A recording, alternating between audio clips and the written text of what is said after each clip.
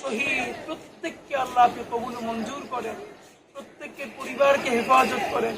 আল্লাহ যারা চিরতরে অন্ধ হয়ে গেছে, পঙ্গু হয়ে গেছে, আল্লাহ হাজার হাজার ভাইয়েরা, আল্লাহ তাদের উপর আপনার খাস রহমত নাযিল করেন, তাদের সম্মানজনক রিজিকের ফয়সালা করে দেন, তাদের পরিবারের উপর আপনার খাস রহমত নাযিল করেন।